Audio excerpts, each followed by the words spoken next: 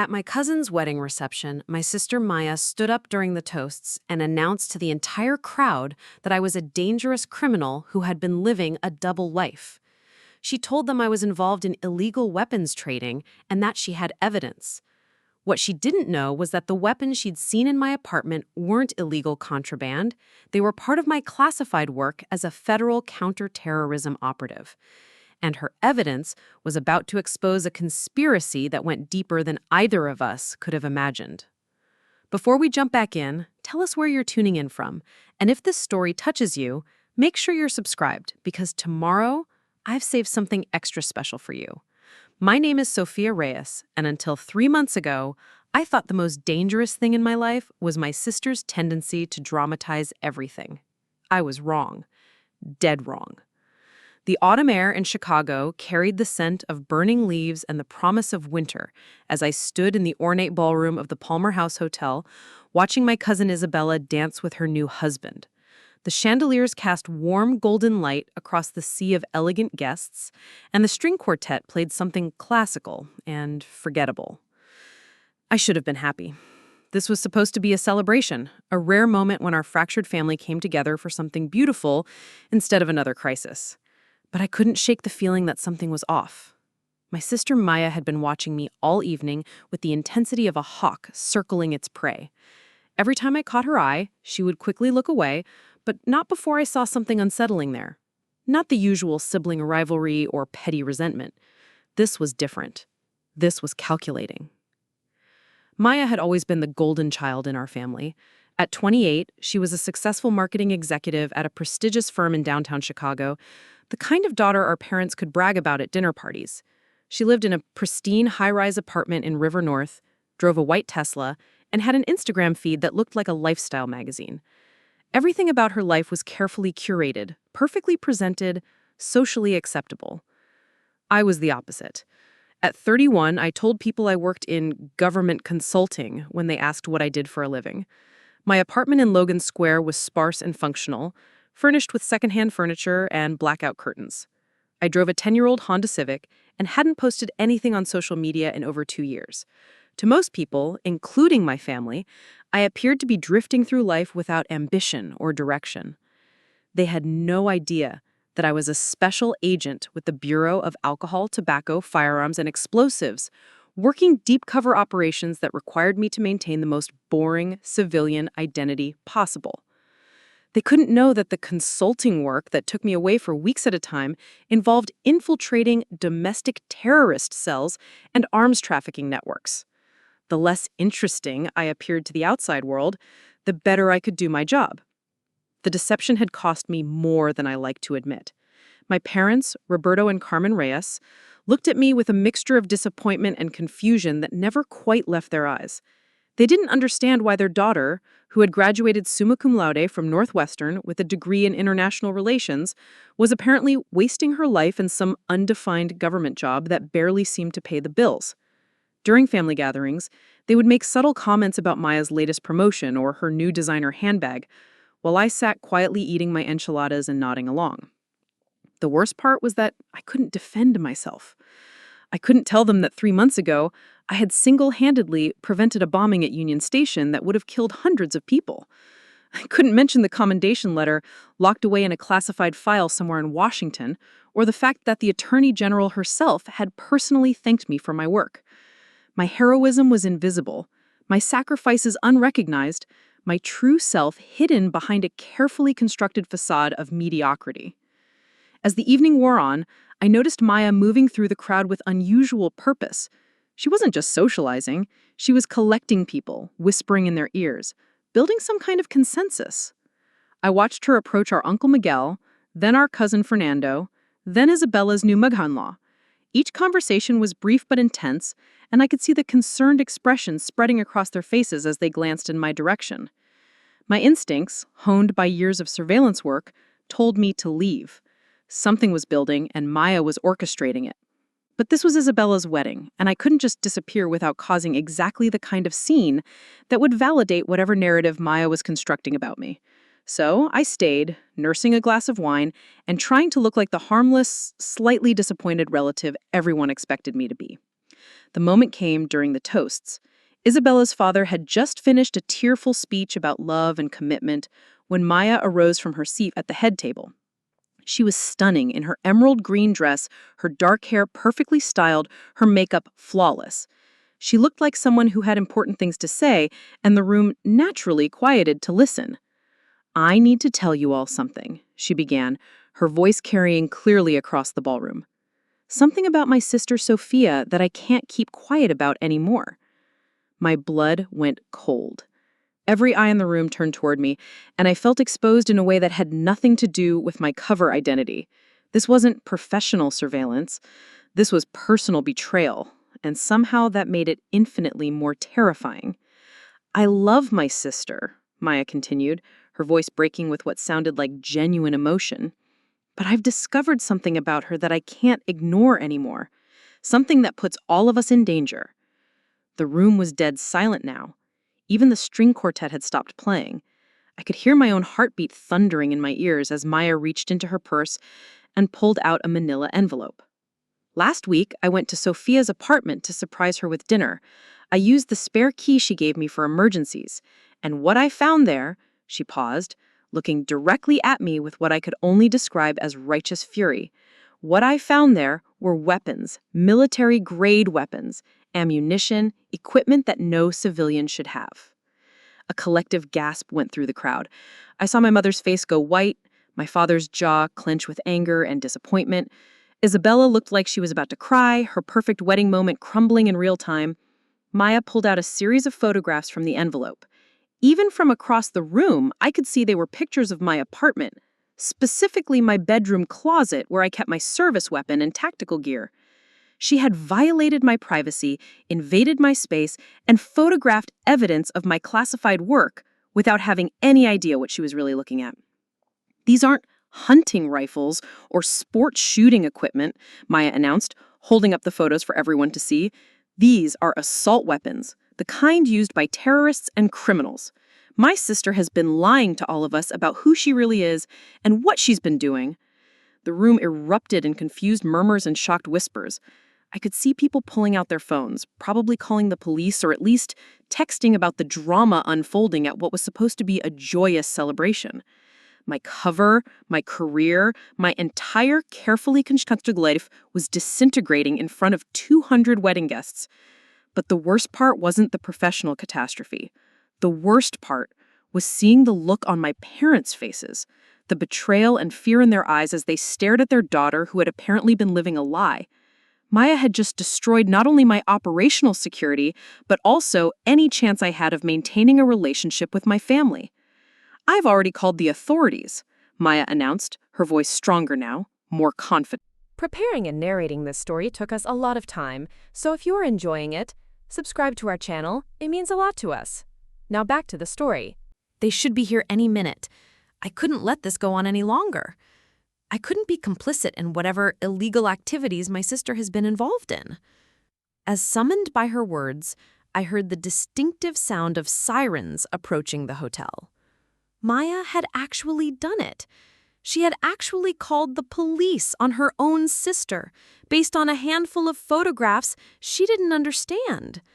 In her determination to be the responsible one, the good daughter, the hero of her own story, she had just committed what amounted to an act of war against everything I had worked for. I stood up slowly, feeling the weight of every gaze in the room. Maya looked triumphant, vindicated, absolutely convinced that she was doing the right thing. She had no idea that she had just set in motion a chain of events that would expose not only my true identity, but also a conspiracy that had been brewing in the shadows of Chicago's federal law enforcement community for months. The ballroom doors burst open, and 6 Chicago police officers stormed in, their hands on their weapons, their eyes scanning the crowd for the suspected criminal. Maya pointed directly at me, her finger steady and sure. "That's her," she announced. "That's my sister, Sofia Reyes. She's the one with the illegal weapons." As the officers approached me, their faces stern and professional, I reached slowly into my jacket pocket. Maya's eyes widened, probably thinking I was going for a weapon. Instead, I pulled out a small leather wallet and flipped it up to reveal my federal badge and identification. The lead officer stopped, dead in his tracks when he saw it. His expression shifted from suspicion to confusion to something approaching respect. He leaned in to examine the badge more closely, then looked up at me with a question in his eyes. "Special Agent Sofia Reyes, ATF," I said quietly, my voice carrying just enough authority to cut through the chaos. "And we need to talk." The silence that followed my badge revelation was deafening.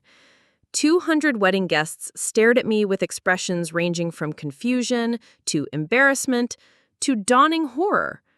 Maya's face had gone completely pale, her triumphant smile melting into something resembling terror.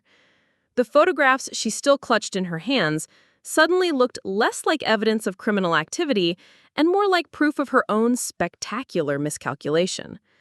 The lead police officer, Sergeant Martinez, according to his name tag, studied my credentials with the careful attention of someone who knew the difference between real federal identification and the countless fake badges that crossed his desk. After what felt like an eternity, he handed the wallet back to me and turned to address the crowd. "Ladies and gentlemen," he announced, his voice carrying the authority of 15 years on the Chicago police force. "There appears to have been a misunderstanding. This is a federal law enforcement officer, and the items in question are part of her official duties." A wave of murmurs swept through the ballroom. I watched Maya sink into her chair, her face buried in her hands. Isabella stood frozen near the head table, her wedding dress pristine, but her celebration ruined. My parents looked like they were processing a revelation that fundamentally challenged everything they thought they knew about their eldest daughter. Maya remained seated, staring at the photographs scattered across the table in front of her.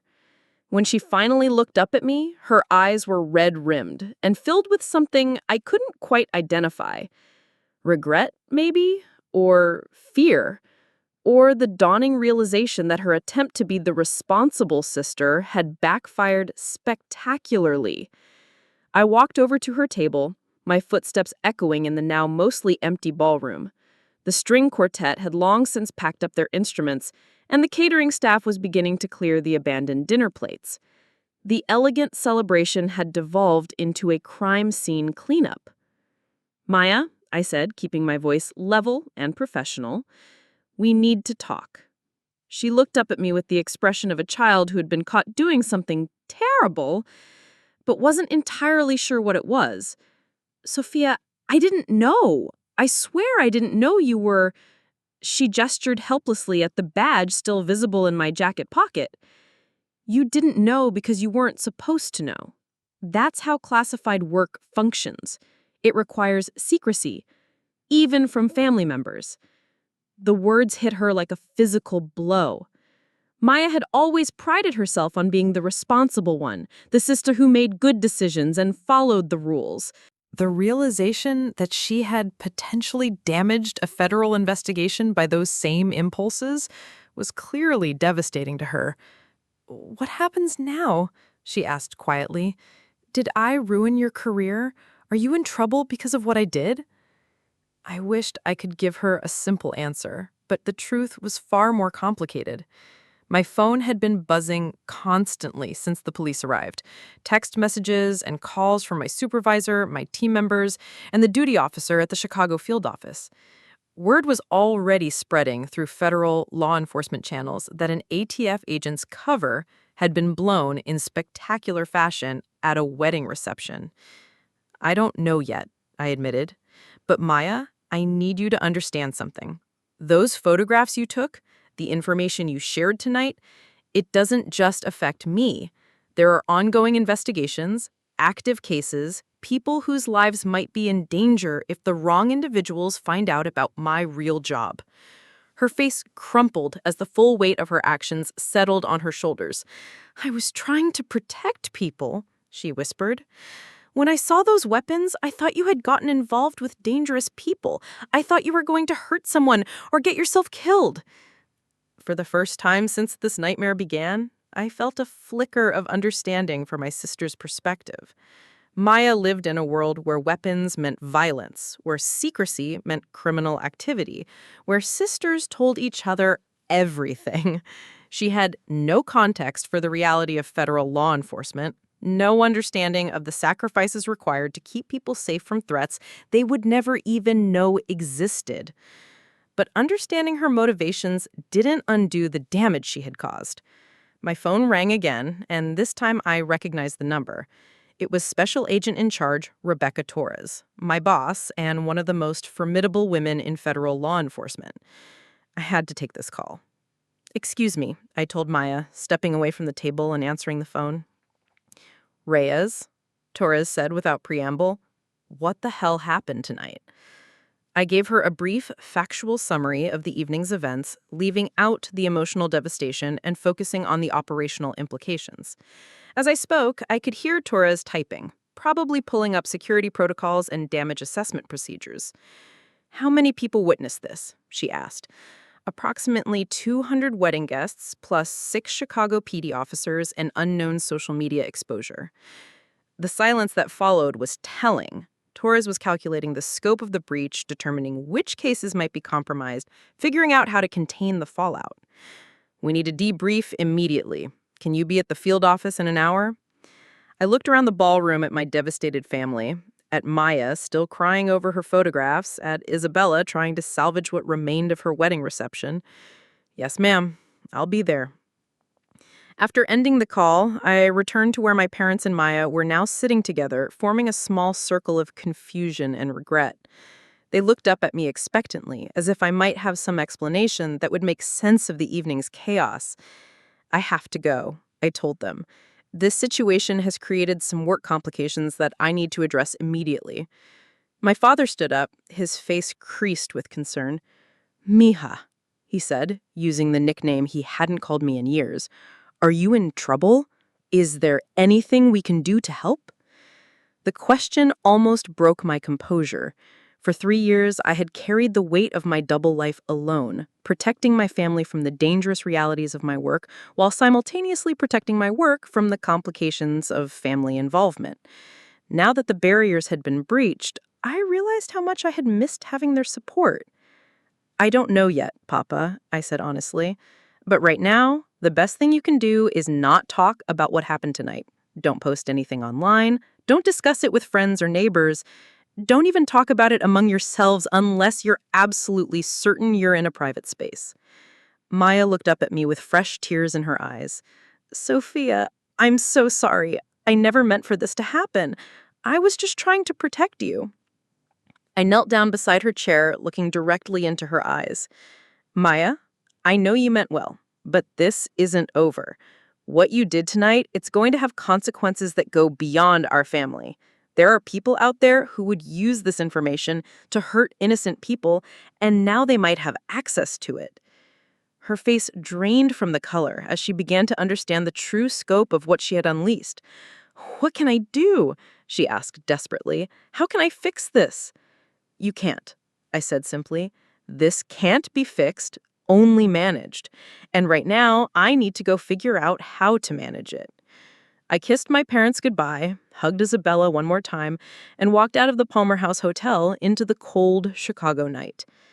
As I drove toward the Federal Building, my mind was already shifting into crisis management mode. The personal pain of my family's betrayal would have to wait. Right now, I had a job to do and a career to salvage. What I didn't know was that Maya's photographs had captured more than just my service weapon and tactical gear. Hidden in the background of one of her pictures was a case file I had been reviewing at home, a case file containing classified information about a domestic terrorism investigation that had been months in the making. And that file was about to lead me into the most dangerous case of my career, one that would reveal corruption within the very organization I had sworn to serve. The Chicago ATF field office at midnight was a different world from the elegant ballroom I had left behind. Fluorescent lights hummed overhead, casting harsh shadows across empty desks and silent computers. The building smelled of stale coffee and the industrial disinfectant used by the overnight cleaning crew. This was my real environment, the place where I belonged, far from the complicated dynamics of family expectations and social pretenses. Special Agent in Charge Rebecca Torres was waiting for me in Conference Room B, her silver hair pulled back in its usual nonsense bun, her dark eyes sharp despite the late hour. She had built her career by being tougher than everyone around her, and at 52, she commanded respect from agents half her age through sheer competence and unwavering integrity. Seeing her sitting across from stacks of files and photographs made my stomach clench with anxiety. "Sit down, Reyes," she said without looking up from the documents spread across the table. Maya's photographs were arranged in a precise grid on the conference table. Someone had enhanced and enlarged them, revealing details that I hadn't noticed in the chaos of the wedding reception. My service weapon was clearly visible, along with my tactical vest, night vision equipment, and several case files that should never have been photographed.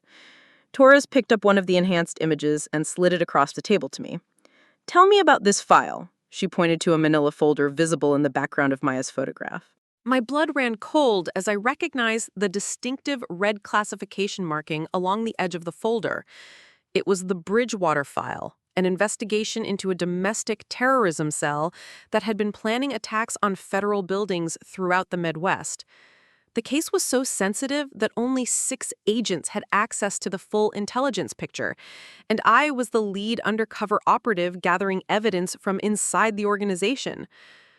"That's classified material related to Operation Bridgewater," I admitted, my voice steady despite the growing panic in my chest. "It shouldn't have been visible, but I was reviewing case notes at home when my sister broke into my apartment." Torres leaned back in her chair, her expression unreadable. "The file contains the real names and locations of our assets within the Bridgewater organization. If this information becomes public, 3 undercover agents and at least a dozen civilian informants will be at immediate risk of assassination." The weight of that reality settled on my shoulders like a lead blanket. My sister's misguided attempt to protect me had potentially signed death warrants for innocent people who were risking their lives to prevent terrorist attacks. The irony was devastating. "Ma'am," I said carefully, "what's our exposure level? How many people could have seen the details in that photograph?" Torres pulled out her tablet and showed me a social media monitoring report that made my heart sink. 17 people posted about the incident on various platforms within the first hour, most focused on the family drama, but 3 posts included clear images of your equipment. One of those images shows enough detail of the file folder to potentially identify the classification level. She swiped to another screen showing a network analysis diagram. Our cyber intelligence unit tracked the propagation of the images. They've been shared, screenshotted, and reposted across multiple platforms. The digital footprint is already beyond our ability to contain through normal channels. I stared at the web of connections spreading across her tablet screen, each node representing another potential security breach. What are our options? Officially, we implement damage control protocols, pull our assets out of the field, and restart the investigation from scratch. That sets us back 8 months and gives the Bridgewater cell time to complete whatever they're planning. Torres paused, studying my face. Unofficially, we have one other option. She opened a new file and spread its contents across the table. Surveillance photographs, financial records, phone intercepts, and personnel files created a mosaic of information that took me several moments to process. When the pattern became clear, I felt the ground shift beneath my feet. "Agent Marcus Webb," Torres said, pointing to a photograph of a man I recognized from the federal building. 15-year veteran, stellar record, commendations for valor. Also, according to our investigation, a paid asset of the Bridgewater organization. Webb worked in our intelligence analysis division, which meant he had access to every piece of information flowing through the Chicago field office. If he was feeding intelligence to domestic terrorists, the security breach went far deeper than Maya's accidental photography. "How long have you suspected him?" I asked, studying Webb's personnel file. 6 weeks. We've been building a case, but it's been slow going because we couldn't risk exposing our investigation to anyone who might warn him. Torres met my eyes. "Tonight's incident changes the timeline. If Webb realizes that the Bridgewater file was compromised at your sister's wedding, he might panic and run. The implications hit me like a physical blow. You think he was monitoring social media about the incident? We know he was. Our surveillance team tracked his online activity throughout the evening. He accessed multiple posts about your situation and downloaded several images, including the one showing the classified file. Torres leaned forward. Webb doesn't know that we've identified him as a mole, but he knows that sensitive information was potentially exposed tonight. A cold understanding settled over me. You want me to contact him, make him think I'm panicking about the security breach. More than that, we want you to offer to trade information in exchange for protection. Torres pulled out another file, this one containing financial records and travel documents. Webb has been preparing an exit strategy for months. Bank accounts in the Cayman Islands, a false passport, airline reservations for next week. He's already planning to run. The plan was elegant in its simplicity.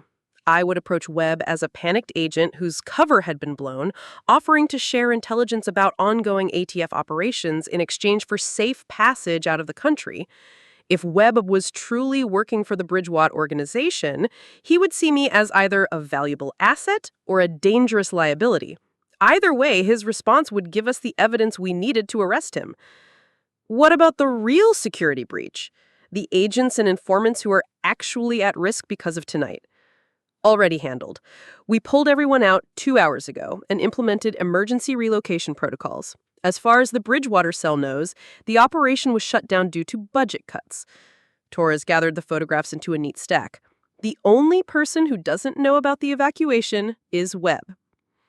I spent the next 3 hours preparing for what could be the most dangerous undercover operation of my career. Unlike my previous assignments infiltrating criminal organizations, this time I would be deceiving a fellow federal agent, someone who knew how investigations worked and would be looking for signs of deception. The approach had to be perfect. Too eager, and Webb would suspect a trap. Too casual, and he might not believe I was genuinely desperate. I needed to present myself as an agent whose career was destroyed, whose family relationships were ruined, and whose only option was to disappear completely. At dawn, I sat in my car outside Webb's suburban home in Oak Park, watching him load suitcases into a sedan through the gray morning light. He was already running, just as Torres had predicted. But he hadn't left yet, which meant we still had a chance to stop him and uncover the full extent of his betrayal. My phone buzzed with the text from Torres. Green light. Make contact. I took a deep breath and dialed Webb's number, preparing to deliver the performance of my life. When he answered, his voice was tense and guarded. Marcus, it's Sofia Reyes, I said, letting exhaustion and desperation color my words. I need your help. Something happened last night that's going to destroy everything. There was a long pause before he responded. Sophia, I heard about the incident at the wedding. Are you okay? No, I'm not okay. Marcus, I'm blown. My cover is completely compromised, and there's classified material in those photographs my sister took. If this gets out, people are going to die, and I'm going to prison. Another pause, longer this time. I could almost hear him calculating, weighing the risks and opportunities my call presented. Where are you? He asked finally. Driving around, trying to figure out what to do. Marcus, I know this sounds crazy, but I need to disappear. I need to get out of the country before this whole thing explodes. I paused, letting the silence stretch. I have information that certain people might find valuable. Information that could buy me safe passage. When Webb finally spoke again, his voice had changed. The concern was gone, replaced by something colder and more calculating. Meet me at the Lincoln Park Zoo in 1 hour, he said, by the Lions exhibit. Come alone. As I drove toward what could be my final operation, I thought about Maya sleeping peacefully in her pristine apartment, probably still believing that her worst crime was embarrassing the family at a wedding. She had no idea that her photographs had uncovered a conspiracy that threatened national security, or that her sister was about to risk everything to bring a traitor to justice. The morning sun was breaking through the Chicago skyline as I pulled into the zoo parking lot, preparing to face a man who had betrayed everything we had sworn to protect. In a few hours, either Webb would be in custody or I would be dead. But for the first time since Maya's devastating revelation, I felt like myself again. Not the disappointing daughter or the underachieving sister, but Special Agent Sofia Reyes, doing the job I was born to do. The real battle was just beginning. The Lincoln Park Zoo at 8 in the morning was almost deserted, except for joggers and early dog walkers. The autumn air carried the distant sounds of the city waking up, but inside the zoo grounds, everything felt suspended in an eerie calm. I walked slowly toward the lions exhibit, my earpiece crackling with barely audible updates from the surveillance team Torres had positioned around the perimeter. Agent Webb was already there when I arrived, standing with his back to the lion enclosure, his hands shoved deep in his coat pockets. He looked older than I remembered, stress lines etched around his eyes, his usually pristine appearance slightly disheveled. When he saw me approaching, he glanced around nervously before stepping closer.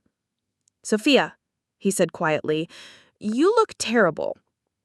I had deliberately chosen to look the part of an agent whose world was falling apart. No makeup, rumpled clothes from the night before, exhaustion written across my face. "I haven't slept. Marcus, this situation is spiraling completely out of control." He studied my face carefully, and I could see him weighing my words, looking for signs of deception. "Tell me exactly what happened at the wedding." I launched into a carefully rehearsed account that mixed truth with calculated lies.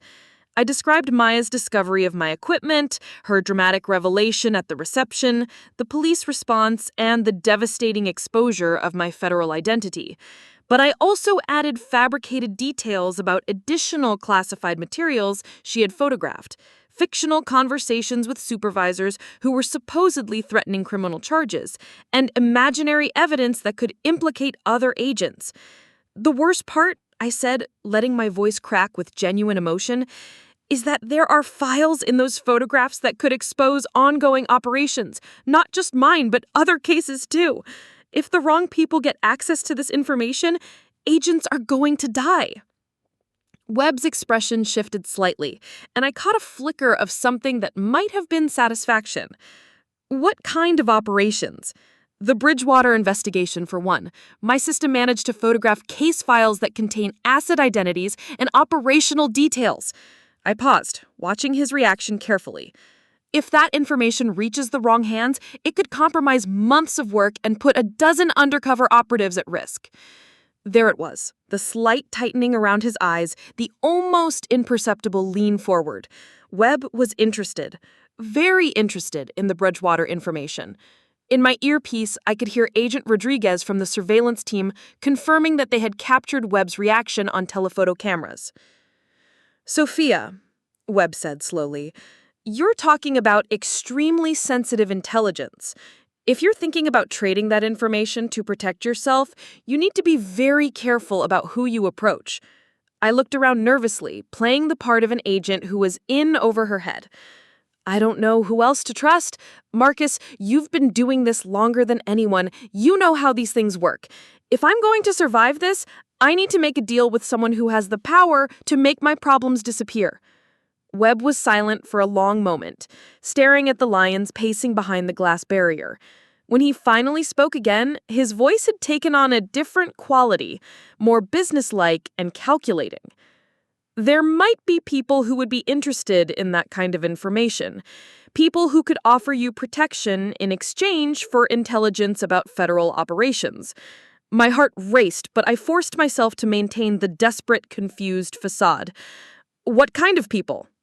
"The kind who operate outside traditional law enforcement channels. The kind who have resources and connections that could help someone disappear completely." Webb glanced around again, then stepped closer. "But Sophia, once you go down that path, there's no coming back. You'd be burning every bridge, betraying everything you've sworn to protect." I let tears well up in my eyes, channeling the genuine emotional devastation I felt about my family situation into this performance. I don't have a choice anymore, Marcus. My career is over, my family hates me, and if I stay here, I'm either going to prison or ending up dead when those terrorists figure out what was exposed. Webb reached into his jacket and pulled out a burner phone, holding it out to me. There's a contact in this phone, someone who might be able to help you. But Sofia, you need to understand what you're getting into.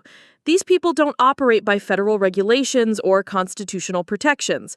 They have their own rules, their own justice system. I took the phone with trembling hands, staring at the device that would connect me directly to the Bridgewater terrorist network. What do I tell them? Tell them Marcus sent you. Tell them you have intelligence about federal counterterrorism operations and you need safe passage out of the country. Webb's voice dropped to a whisper. But Sofia, once you make that call, there's no protection I can offer you. You'll be completely on your own. The weight of the moment settled over me. Webb had just handed me direct access to domestic terrorists, confirming everything Torres had suspected about his betrayal. But he had also revealed something else, something that chilled me to the bone. He wasn't just passing information to these people, he was actively recruiting federal agents to defect. How many others? I asked quietly. How many other agents have you helped disappear? Webb's expression hardened, and for a moment I thought I had pushed too far. Then he smiled, a cold expression that transformed his familiar face into something predatory and alien. Enough, he said simply. The federal government has failed, Sofia. The bureaucracy, the politics, the restrictions that prevent us from doing what's necessary to protect this country. There are people working outside the system who understand what real security requires. I listened in horror as Webb outlined his philosophy of betrayal, disguising treason as patriotism and presenting domestic terrorism as necessary reform. He spoke about federal agents who had grown disillusioned with government oversight, operatives who had been recruited to provide intelligence to organizations that could act without constitutional constraints. The Bridgewater Group isn't what the media portrays, Webb continued. They're patriots who understand that sometimes you have to destroy a corrupt system to rebuild it properly. They're preparing for a new kind of warfare, one where traditional law enforcement will be obsolete. In my earpiece, I could hear Torres coordinating the arrest teams that were closing in on our location. But Webb wasn't finished with his recruitment pitch. You have skills, Sofia, training that could be valuable to the right people. Instead of rotting in prison or hiding for the rest of your life, you could be part of something important, something that will reshape American law enforcement from the ground up. The burner phone felt heavy in my hands as I realized the full scope of Webb's operation. He wasn't just selling intelligence, he was actively corrupting federal agents, turning them against their own agencies and recruiting them for domestic terrorist organizations.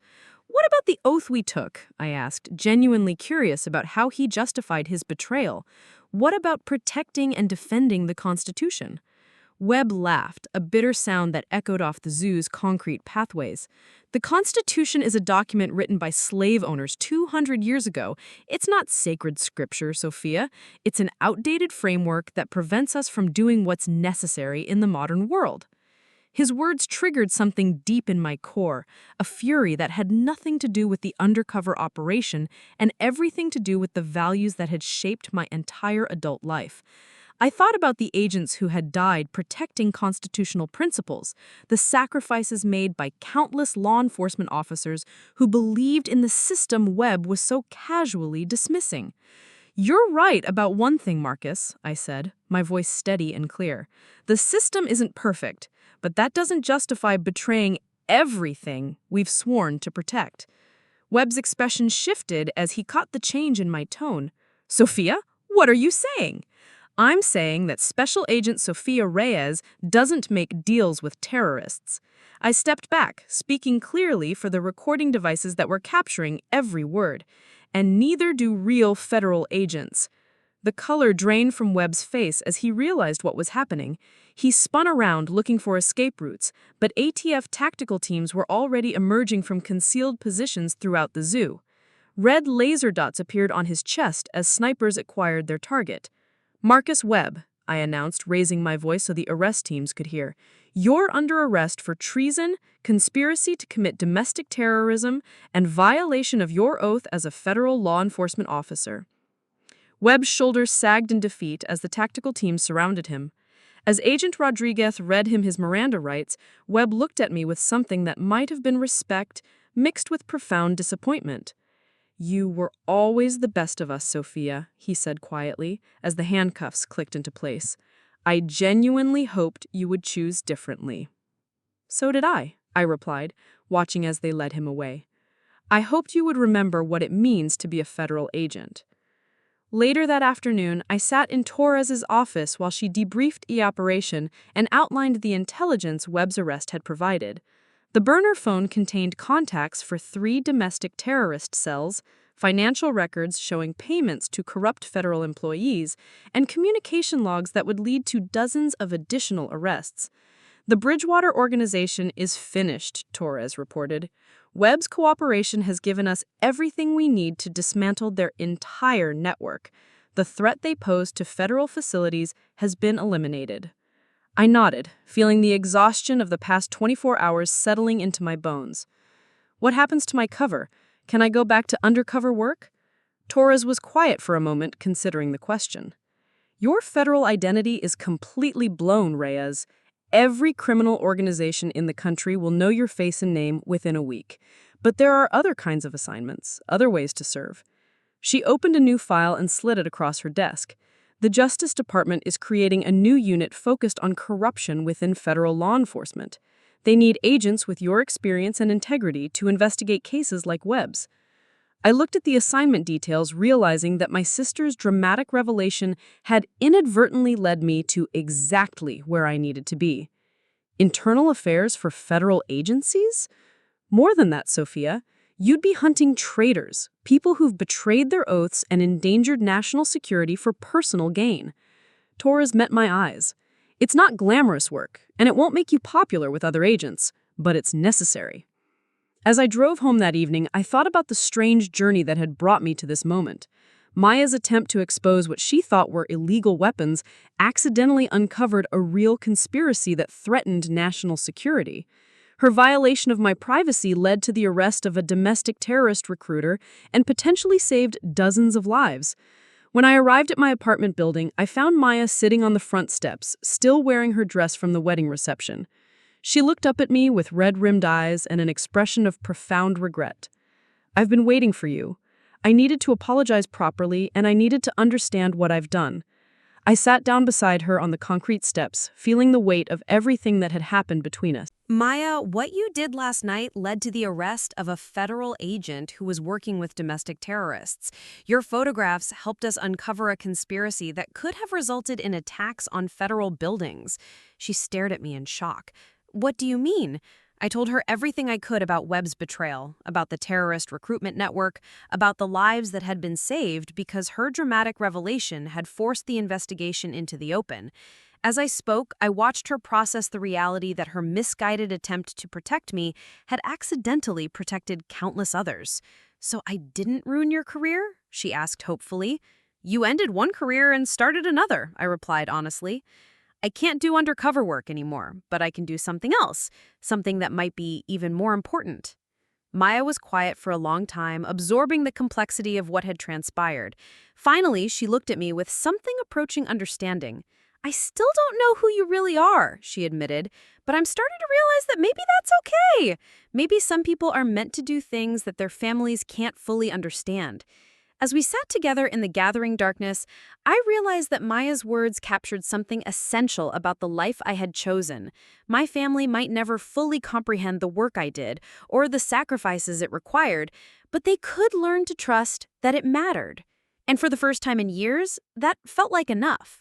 6 months after the wedding that changed everything, I stood in the gleaming corridors of the Dirksen Federal Building in downtown Chicago, my new badge identifying me as a senior special agent with the Department of Justice's Internal Corruption Task Force. The weight of the badge felt different from my old ATF credentials, heavier somehow, carrying the responsibility of policing the very people I had once called colleagues. The irony wasn't lost on me that Maya's catastrophic attempt to expose what she thought was my criminal activity had led me to a career exposing actual criminal activity within federal law enforcement. My office on the 14th floor overlooked Lake Michigan, and on clear days like this one, I could see all the way to the horizon where the water met the sky in a perfect blue line. The view was a stark contrast to the windowless conference rooms and underground bunkers where I had spent most of my undercover career. Everything about this new position was different, from the business suits I now wore instead of tactical gear to the complex financial investigations that had replaced the adrenaline-fueled operations of my previous life. The Webb case had been just the beginning.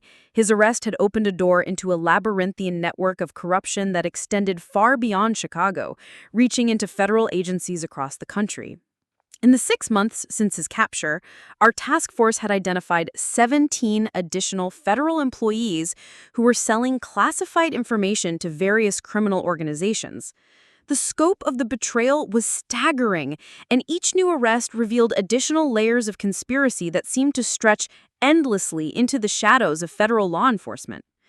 My first major assignment as part of the corruption task force had taken me to Miami, where a DEA supervisor was suspected of providing advanced warning to drug cartels about upcoming raids.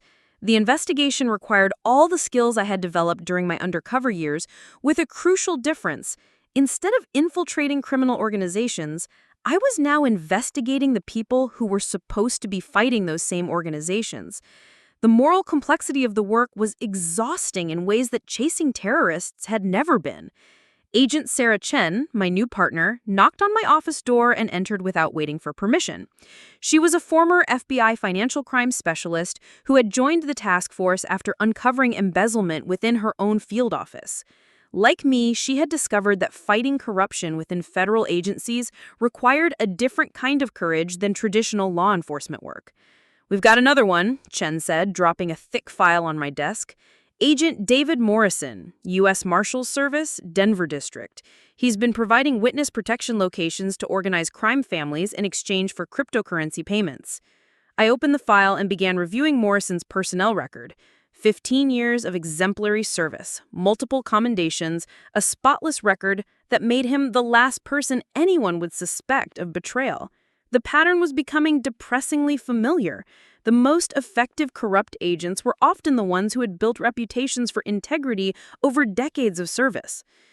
"What's our timeline?" I asked, studying surveillance photographs that showed Morrison meeting with known associates of the Torino crime family. "The U.S. Attorney wants arrests within 2 weeks. 3 protected witnesses have already been murdered, and there are indications that Morrison is planning to disappear. He's been liquidating assets and has purchased airline tickets to a non-extradition country." As Chen outlined the operational details, my mind drifted to the conversation I had with Maya the previous evening. She had called to tell me about her new job with a non-profit organization that provided legal services to immigrant families. The work paid less than half what she had earned in corporate marketing, but she said it felt meaningful in a way her previous career never had. "I've been thinking about what you said," Maya had told me during our phone call, about how some people are meant to do things their families can't fully understand. I think I'm finally starting to understand what that means. Maya's transformation had been as dramatic as my career change. The guilt she felt about her role in exposing my federal identity had motivated her to completely reevaluate her priorities. She had quit her high-paying marketing job and enrolled in law school with the goal of becoming an immigration attorney. Our parents were as confused by Maya's career change as they had been about my federal law enforcement work, but they were beginning to accept that both their daughters had chosen paths that prioritized service over conventional success. The Morrison investigation would require me to travel to Denver and spend several weeks building a case that could withstand the scrutiny of federal prosecutors. Unlike my previous undercover work, where success was measured by preventing immediate threats, corruption investigations required meticulous documentation and irrefutable evidence. The standards were higher because the defendants understood the legal system and had resources to mount sophisticated defenses.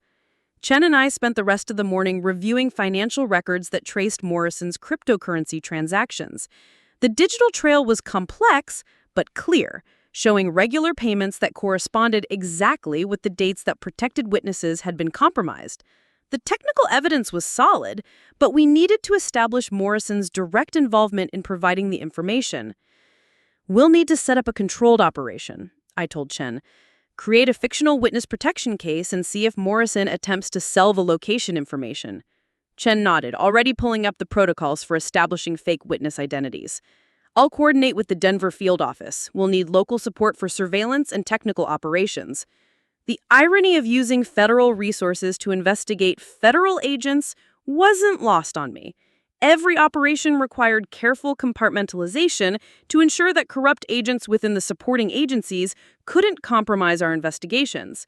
The task force operated under strict security protocols that assumed every federal agency had been penetrated to some degree.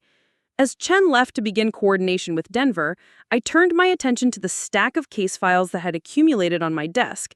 Each folder represented a federal agent who had betrayed their oath and endangered the lives of the people they were supposed to protect.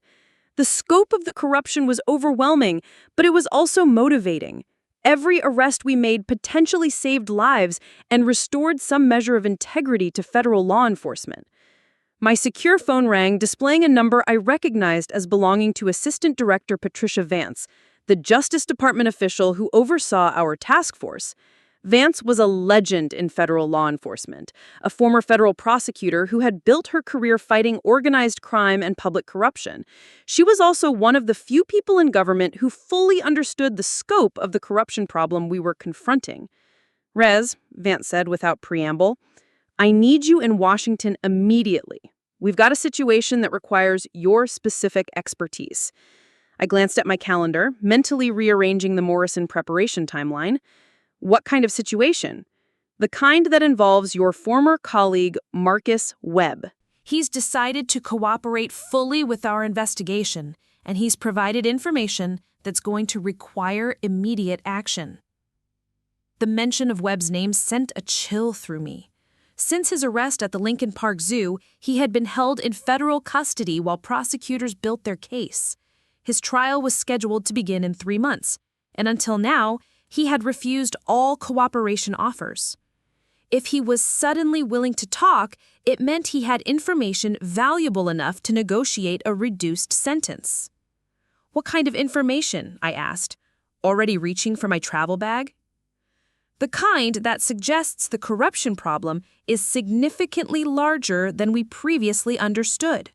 Webb claims he can identify corrupt agents in 12 different federal agencies, including some at very senior levels." Vance paused, and I could hear papers rustling in the background. "He specifically requested to speak with you, Reyes. He says you're the only agent he trusts to handle the information properly." The request struck me as strange, given that I was the agent who had orchestrated Webb's arrest. But I had learned that corruption cases often involved complex psychological dynamics that defied conventional logic. Webb might see me as the only person who had treated him honestly, even while working to destroy him. "When do you need me there?" I asked. "There's a Justice Department plane waiting for you at Midway. We'll debrief you during the flight." 3 hours later, I was sitting in a secure conference room in the J. Edgar Hoover building, waiting for Marcus Webb to be brought up from the detention facility. The room was stark and sterile, designed to prevent any form of electronic surveillance or communication. Assistant Director Vance sat across from me, along with 2 federal prosecutors and a stenographer who would record every word of Webb's statement. "Before we bring him in," Vance said, "you need to understand what we're dealing with. Webb has provided preliminary information about what he calls the network, a loose confederation of corrupt federal agents who share intelligence and coordinate their criminal activities. According to Webb, this isn't just individual agents selling information for personal gain. It's an organized conspiracy that spans multiple agencies and includes agents at the supervisory level." The implications of such a network were staggering. If Webb was telling the truth, it meant that federal law enforcement agencies had been systematically compromised for years, possibly decades. The damage to ongoing investigations and the danger to undercover operatives and informants would be incalculable. Why is he talking now? I asked.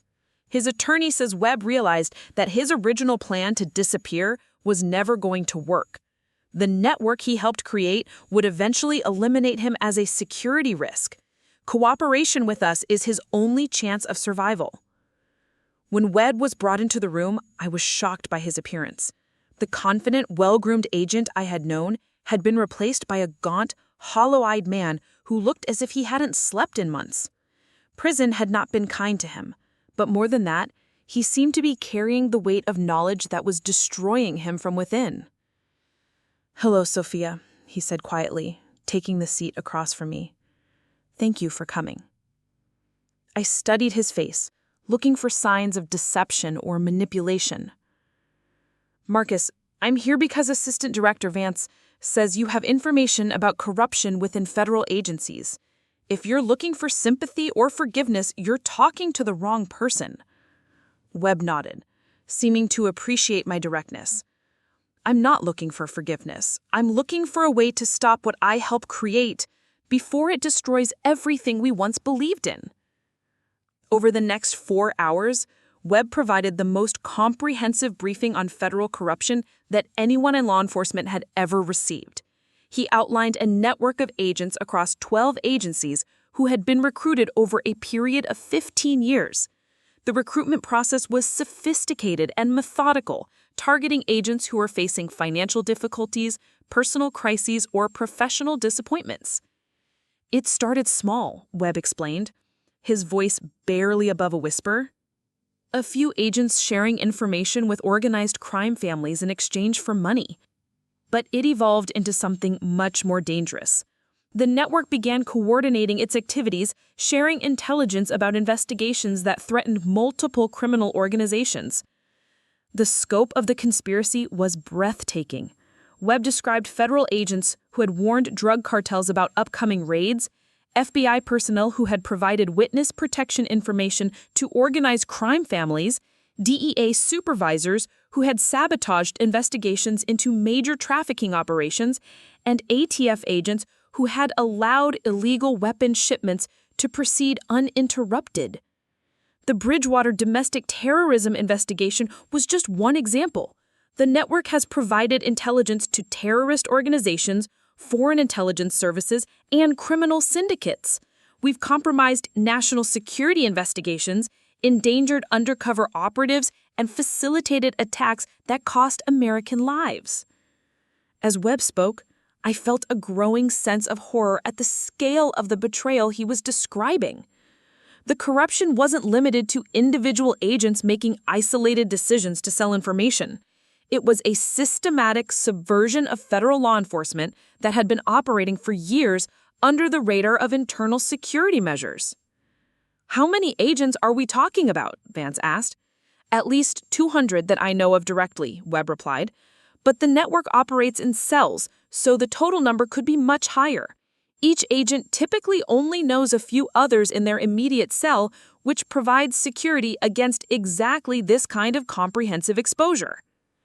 The prosecutors began asking detailed questions about specific cases and individuals, building the foundation for what would become the largest corruption investigation in federal law enforcement history.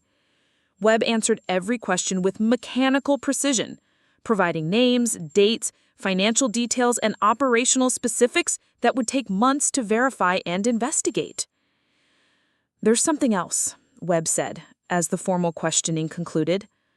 "Something that directly relates to you, Sofia."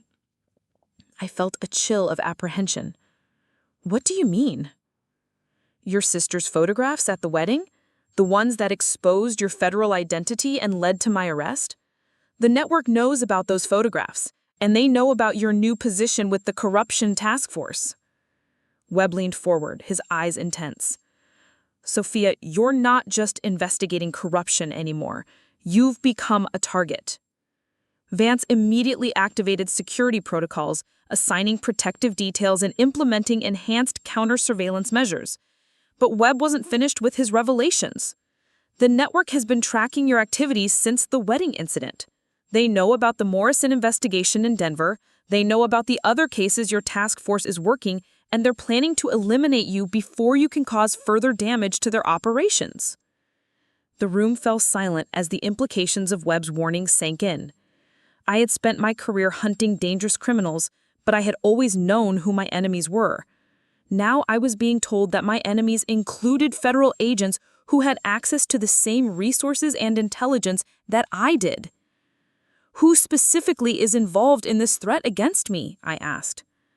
Webb hesitated for a moment, then reached into his pocket and pulled out a small piece of paper. These are the names of network agents who've been assigned to eliminate you. Some of them are people you've worked with, people you trust. I unfolded the paper and read the names, feeling my blood turn to ice. The list included agents from the ATF, FBI, DEA, and U.S. Marshals Service. 3 of the names belonged to agents I had worked with directly during my undercover career, people I had considered friends and colleagues. "When?" Vance asked. "Soon," Webb replied. "The network is accelerating their timeline because they know I'm cooperating.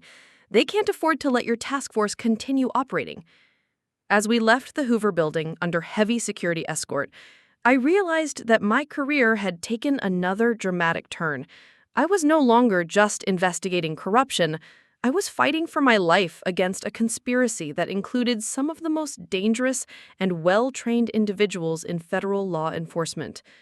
The next several weeks were a blur of safe houses, encrypted communications, and carefully orchestrated operations designed to gather evidence against network members while protecting the task force personnel who were investigating them. The Morrison case in Denver was put on hold while we focused on the more immediate threat posed by the conspiracy Webb had exposed.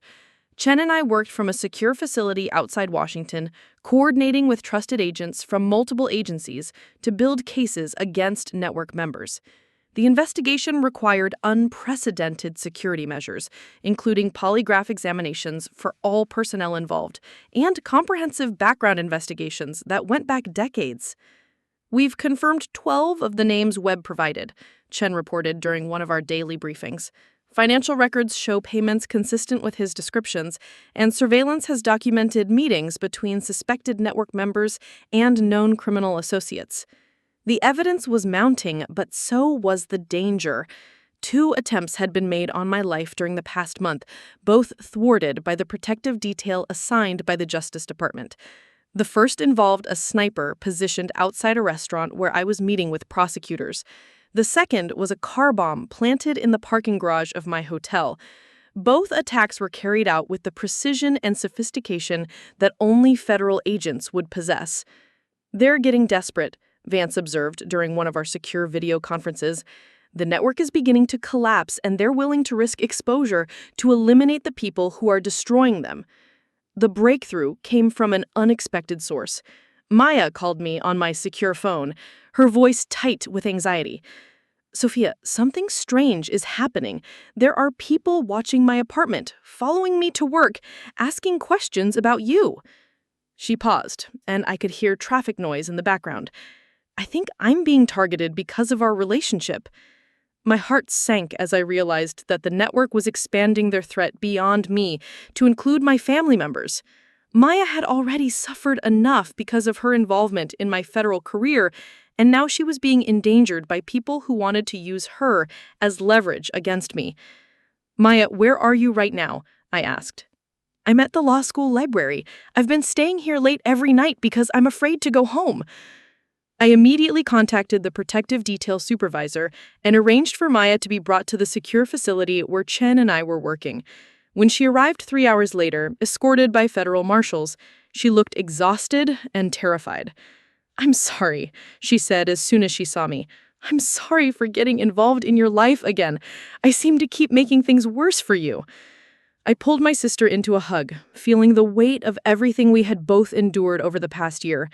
"Maya, none of this is your fault. You're being targeted by people who have betrayed everything they swore to protect." Over the next several days, Maya stayed at the secure facility while we worked to dismantle the network. Her presence there actually helped our investigation, as several network members attempted to use her as a way to locate me. We were able to trace their surveillance efforts and identify additional conspirators who hadn't appeared on Webb's original list. The final confrontation came sooner than anyone expected. Intelligence intercepts revealed that the network was planning a coordinated attack on the secure facility using inside information provided by a corrupt marshal who had access to our security protocols. Rather than wait for the attack, Vance decided to launch simultaneous raids on network members across the country. "This is it," she announced during our final briefing. "We're going to arrest every network member we've identified all at the same time before they can warn each other or destroy evidence." The operation, codenamed Clean House, involved over 300 federal agents from agencies that had been certified as clean of network infiltration. Raids were conducted simultaneously in 15 cities, targeting network members in their homes, offices, and safe houses. I participated in the arrest of Agent Sarah Kellerman, a DEA supervisor who had been providing intelligence to Mexican drug cartels for over 8 years.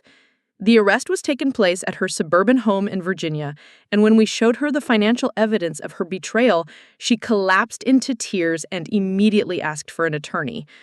"I never meant for it to go this far," she sobbed as the handcuffs were applied. "It started with just one payment, just one time to help with my daughter's medical bills. But then they owned me and I couldn't get out." Kellerman's reaction was typical of many network members. Most of them hadn't started their careers intending to become traitors. They had been gradually corrupted through a combination of financial pressure, personal crises, and the psychological manipulation of their network handlers. By the end of the day, we had arrested 47 federal agents and support personnel across the country. The scope of the operation made national headlines, sending shockwaves through federal law enforcement agencies and raising serious questions about internal security procedures. Webb's cooperation had been invaluable, but it came at a personal cost that was evident when I visited him in federal prison several weeks after the raids. He looked older and more broken than ever, the weight of his betrayal and the destruction of his former colleagues clearly taking a toll on his mental health.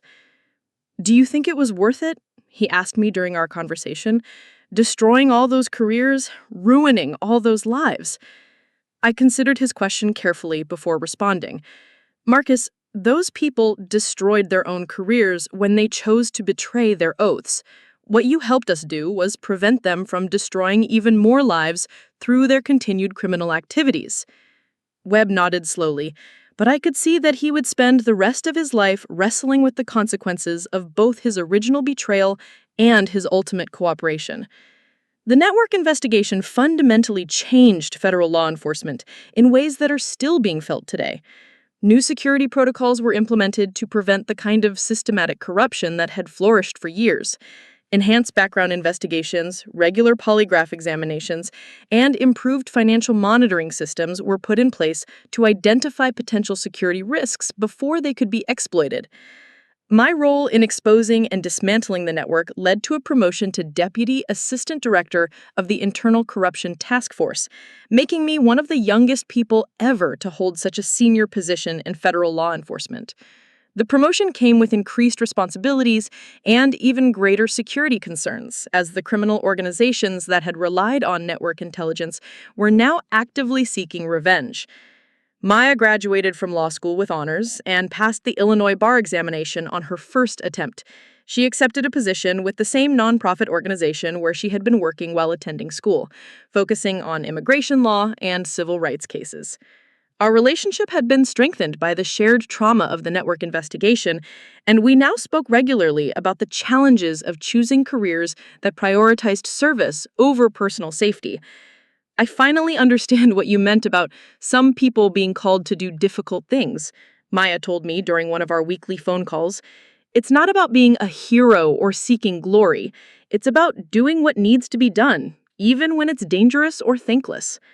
Our parents had gradually come to terms with both our daughters' career choices, though they still worried constantly about our safety. My father had installed a sophisticated security system in their home after learning about the network's targeting of family members, and my mother had taken self-defense classes despite being nearly 60 years old. "I'm proud of both of you," my mother told me during a rare family dinner at a restaurant chosen for its security features. I don't always understand what you do, but I can see that it matters. The network investigation had taken almost 2 years to complete, from Webb's initial cooperation to the final convictions of the last conspirators. During that time, I had learned that fighting corruption within law enforcement required a different kind of courage than traditional police work. It meant accepting that some of the people you trusted most could be the ones trying to destroy you. It meant living with the constant uncertainty of not knowing who was truly on your side. But it also meant being part of something larger than any individual case or investigation. The destruction of the network had restored faith in federal law enforcement and demonstrated that the system could police itself when necessary. The hundreds of agents who had participated in Clean House had shown that integrity and honor still existed within federal agencies, even when they were being systematically attacked from within. As I sat in my office overlooking Lake Michigan, reviewing the files for new corruption investigations that seemed to appear daily, I reflected on the strange journey that had brought me to this point. Maya's dramatic revelation at Isabella's wedding had set in motion a chain of events that had fundamentally changed both our lives and the entire structure of federal law enforcement. The work was far from over. New corruption cases emerged regularly, and the criminal organizations that had lost their network contacts were actively working to recruit new federal assets. But the security measures and investigation protocols developed during the network case had made systematic corruption much more difficult to establish and maintain. Chen knocked on my office door and entered with another stack of case files. 3 new corruption referrals from the FBI, 2 from the DEA, and 1 from Homeland Security, she announced, dropping the files on my desk. I looked at the files, each one representing another federal agent who had chosen personal gain over public service, and felt the familiar mixture of disappointment and determination that had become the defining emotion of my career. The work was difficult and often depressing, but it was necessary. Every corrupt agent we identified and arrested was a potential threat neutralized, a crack in the system repaired. Any patterns emerging? I asked Chen. Actually, yes. All 6 cases involve agents who are experiencing financial difficulties related to medical expenses for family members. It's the same vulnerability that the network exploited for years. The pattern suggested that our adversaries were learning from the network's destruction and adapting their recruitment strategies accordingly. Instead of building large conspiracies, they were focusing on individual agents facing specific types of personal crises. We need to develop proactive intervention protocols, I told Chen. Instead of just investigating corruption after it occurs, we need to identify agents who are vulnerable to recruitment and provide them with support before they make the wrong choice. Chen nodded, already taking notes for the policy recommendations we would present to senior leadership. The evolution from reactive investigation to proactive prevention represented the next phase in our ongoing battle against federal corruption. As the afternoon wore on, I found myself thinking about the conversation I had with Webb during my last visit to his federal prison. He had asked whether destroying the network had been worth the cost in ruined lives and broken careers. The question had haunted me for months, but I was finally beginning to formulate an answer. The network agents hadn't been evil people who set out to betray their country. Most of them were good agents who had made one bad decision during a moment of weakness, then found themselves trapped in a web of criminal activity they couldn't escape. Their downfall was tragic, but it was also necessary to prevent the continuation of systematic betrayal that was undermining the entire federal law enforcement system. The real tragedy wasn't that corrupt agents had been arrested and prosecuted. The real tragedy was that they had been allowed to operate undetected for so many years, compromising investigations and endangering lives while their colleagues trusted them completely. The network investigation had been painful but necessary surgery to remove a cancer that was slowly destroying federal law enforcement from within. My secure phone rang, interrupting my thoughts. The caller ID showed Assistant Director Vance's direct number. "Reyes," Vance said, "I need you to prepare for international travel. We've received intelligence that several former network members who fled the country before Clean House are attempting to establish a similar corruption network in cooperation with foreign intelligence services." I felt a familiar surge of adrenaline at the prospect of a new challenge. "Where are we going?" "London initially, then possibly Eastern Europe." The British authorities have identified at least 3 former federal agents who were offering to sell U.S. intelligence to the highest bidder. They want our help in developing a joint operation to neutralize the threat. As I began preparing for what would be my first international corruption investigation, I realized that the battle against federal betrayal was evolving beyond domestic law enforcement into the realm of international counterintelligence. The skills I had developed as an undercover agent and corruption investigator would be tested in a new arena. Maya called that evening as I was packing for the London trip. "I saw the news about your promotion. Deputy Assistant Director. That sounds very important and very dangerous." "It's both," I admitted, "but it's also the job I was meant to do. Everything that has happened, from the wedding disaster to the network investigation, has led me to this point." Maya was quiet for a moment, processing the implications of my new responsibilities. "Will you be traveling more? Will you be in more danger?" "Probably," I said honestly. "But Maya, I want you to know that none of this would have been possible without what you did at Isabella's wedding. Your attempt to expose what you thought was my criminal activity ended up exposing actual criminal activity that was threatening national security." "I'm still sorry about violating your privacy and causing such a scene," Maya said softly. "Don't be sorry," I replied. "Sometimes the right thing happens for the wrong reasons, and sometimes people do exactly what they're supposed to do, even when they don't realize it at the time."